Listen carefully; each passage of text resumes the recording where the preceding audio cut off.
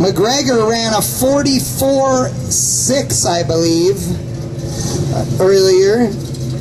Hold on, I'm going to find out.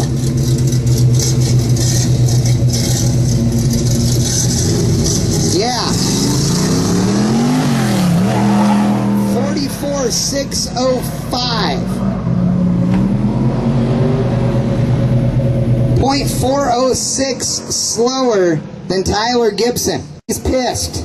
He's going to start driving the car harder. But so is Tyler. The good thing is he's doing the big drifty spin, which was awesome. Last year he did that a few times too.